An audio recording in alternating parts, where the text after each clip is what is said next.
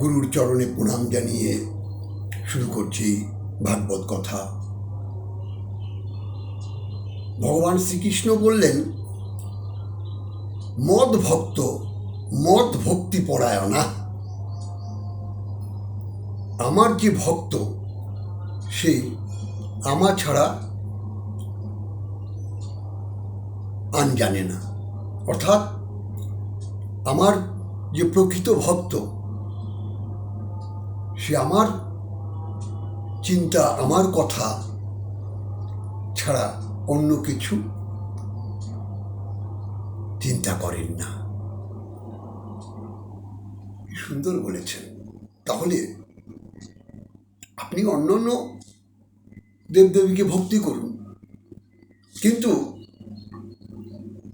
যারা আমার প্রকৃত ভক্ত, ভগবান শ্রীকৃষ্ণ বললেন তারা সদা সর্বদা আমার প্রেমে বশীভূত। অর্থাৎ ভগবানের প্রেমে যে ভক্ত অন্য কিছু চিন্তা ভাবনা করে না, কারণ ভগবানের প্রেমে তারা সদা সর্বদা নয়নশ্রু পরিষণ হয়। কারণ কৃষ্ণস্থ ভগবান। তাই বলেছে মদ ভক্ত মদ ভক্তি পরায়ণা। তাকে কি করেন ভগবান? সমস্ত পাপ তাপ থেকে তিনি তাকে সরিয়ে নিয়ে আসেন। অর্থাৎ তাকে বলছি না, সর্বপাপ হর হরি।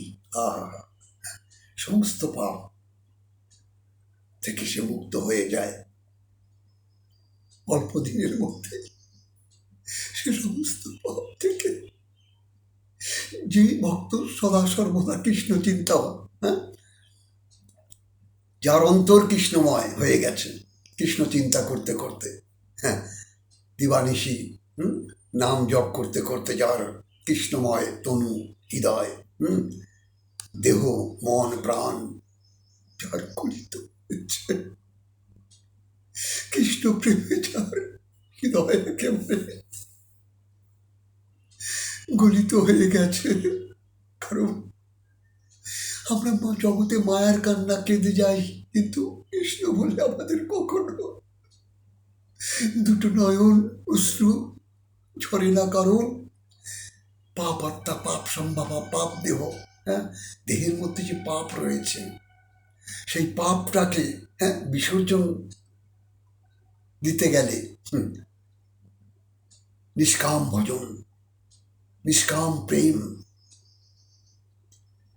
গোবিন্দের সঙ্গে ভালোবাসা, যে আনন্দ, আনন্দ বিশ্ব ব্রহ্মাণ্ডে কোথাও নেই।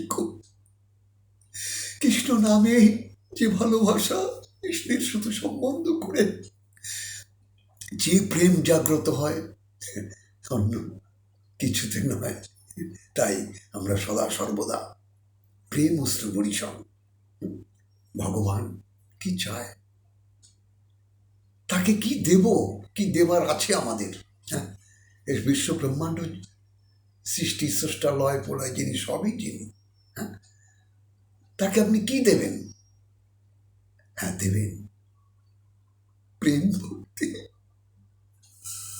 ভালোবাসা, তার চরণে অর্পণ করে দিন।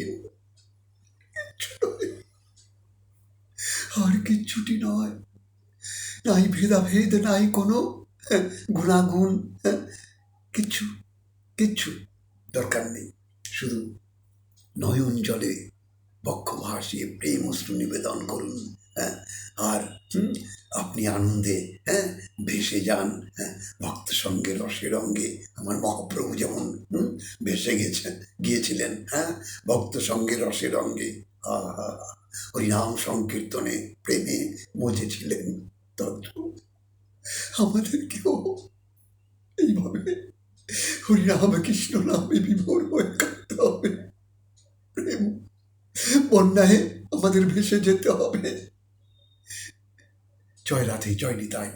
আপনারা ভালো থাকুন, মঙ্গলে থাকুন, ঈশ্বর আপনাদের মঙ্গল করুক, এটাই আমি তার কাছে প্রার্থনা করি। জয় রাধে।